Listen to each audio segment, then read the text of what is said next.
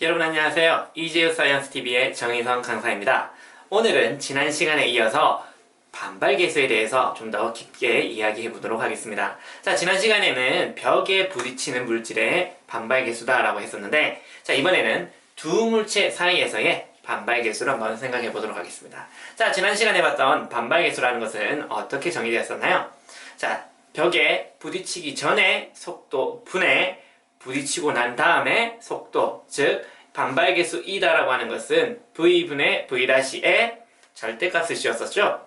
오늘은 그 내용을 생각하면서 두 물체 사이에서의 반발계수를 한번 보도록 하겠습니다. 자, 일단 그 상황을 한번 생각해 보도록 하겠습니다. 자, A, B 두 물체가 똑같이 앞으로 운동을 하고 있는데, 자, A와 B 이렇게 가고 있다가 쾅 하고 이렇게 둘이가 부딪히네요. 충돌하고 난 다음에 두 물체는 각각 VA-VB-라고 하는 속도로 이렇게 움직이고 있다라고 생각해 보도록 하겠습니다. 자, 처음 상황에서 A가 B에게 충돌하기 위해서는 VA와 VB의 속도의 대소관계는 어떻게 될까요?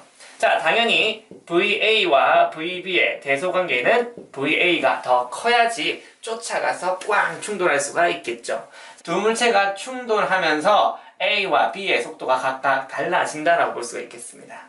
자, VA가 더 컸기 때문에 VB를 쫓아가서 충돌을 했고, 자, 충돌 후의 속도 VA-와 VB-를 생각해보면요, 이 둘의 대소관계는 또 어떻게 될까요? 자, 충돌 후인데 VA-가 계속 크다라고 하시면 VB-로 가고 있는 B를 계속 꽝꽝꽝꽝꽝꽝 부딪히면서 쫓아가겠죠. 그럴 수는 없으니까 VA와 VB의 대소관계를 보시면 당연히 VA-와 VB-를 비교했을 때 A가 더 작다라는 것을 알 수가 있습니다. 자, 그러면 이런 관계에서 우리는 반발계수 E다라고 하는 것의 정의를 보시면요. 자, 지난 시간에 반발계수 E를 다시 한번 써주시면, 자, 반발계수 E다라고 하는 것은 충돌 전의 속도와 충돌 후의 속도로 볼 수가 있고, 그것의 절대값이다라고 생각을 했었습니다. 자, 그럼 이 두 물체 사이에서도 반발계수가 작용을 해서 어느 정도로 튕겨나갈 건지 그것이 결정된다라고 볼 수가 있는데요. 자, 두 물체 사이에서는 이렇게 생각 한번 해보도록 하겠습니다. 한 물체를 중점으로 본다. 한 물체를 중점으로 다른 물체의 속도를 본다 라고 했으니까 우리는 충돌 전에 상대 속도다라고 보겠습니다. 상대 속도분의 충돌 후에 상대 속도다라고 이야기할 를 수가 있겠습니다. 그리고 절대값이 씌워지겠죠. 자, 그러면 이것을 식으로 써본다라고 하시면 충돌 전에는 VA가 VB 이렇게 속도 차이가 난다라고 보시면 되겠고요. 자, 이것은 B가 본 A의 상대 속도다라고 볼 수가 있겠죠. 그리고 충돌 후에는 VA-에서 VB-를 빼시고 절대값을 씌워준다라고 보시면 되겠습니다.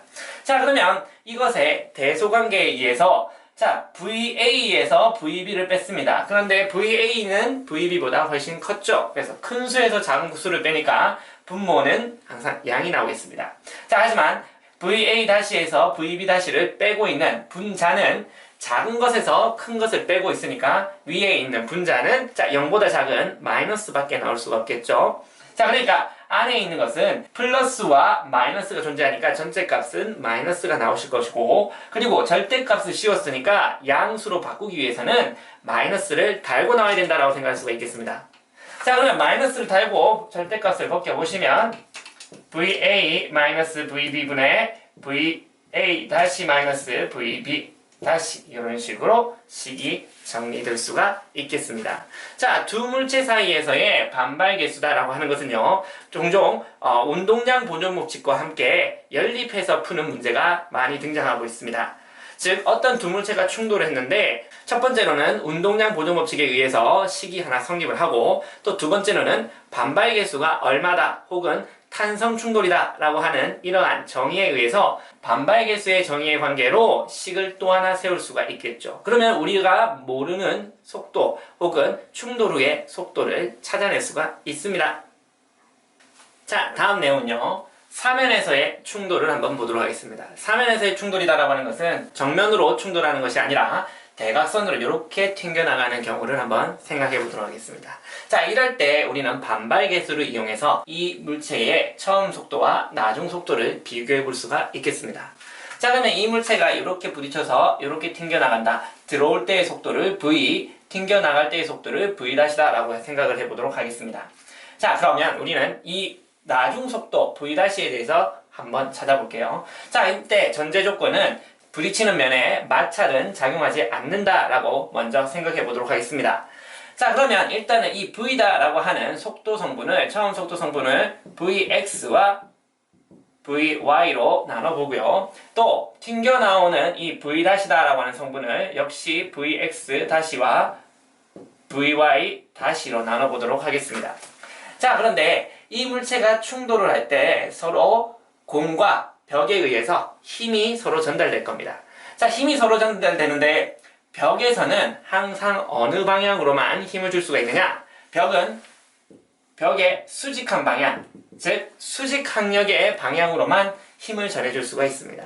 그럼 힘을 전해준다라고 하는 것은 그 방향으로만 가속도를 줄 수가 있고 그 방향으로만 속도를 변화시킬 수 있다라는 뜻이 되므로 우리 Vy가 Vy-로 크게 바뀐 이유가 바로 이 F 때문이다라고 볼 수가 있겠죠. 그러면 X축으로는 힘이 작용하지 않는다. 마찰력이 없으니까 X축으로는 힘이 작용하지 않는다라고 볼 수가 있으니까 우리는 Vx-라는 것은 아무런 가속도를 받지 않았으니까 Vx와 동일하다. 즉 충돌 전에 X 성분의 속도와 충돌 후에 X 성분의 속도는 서로 같다라고 볼 수가 있겠네요.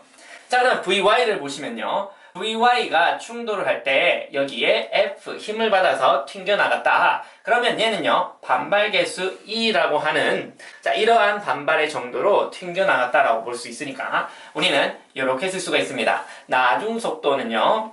Vy-는 반발계수 E의 Vy 성분으로 마이너스 반대 방향으로 나가고 있으니까 마이너스를 붙여서 이런 식으로 생각을 할 수가 있겠습니다. 자, 그래서 우리는 전체 V-라고 하는 것은요. 이렇게 구할 수가 있겠죠. Vx- 제곱 플러스 Vy- 의 제곱 즉 루트 Vx의 제곱에다가 플러스 2Vy의 전체의 제곱이다 라고 하는 식으로 이렇게 나타낼 수가 있겠습니다. 그리고 Vy의 방향까지 본다라고 보시면 이때 사면과 이루는 각도를 세타다라고 본다라고 하시면 수평한 X축 방향과의 각도도 세타다, 같다라고 볼 수가 있겠죠. 자, 그러면 Vy-의 방향이다라고 하는 것은요. 탄젠트 세타로 표시할 수가 있습니다. 탄젠트는 X축분의 Y축이 되니까 Vx-분의 Vy-가 되니까 Vx는 Vx와 같고요. Vy-는 2의 Vy로 이렇게 보실 수가 있겠습니다. 자, 크기만 따지니까 여기서는 부호는 생략을 했고요. 자, 이러한 값으로 우리는 튕겨나갈 때의 속도 성분의 정보를 찾을 수가 있겠습니다. 크기와 방향을 다 찾을 수가 있다.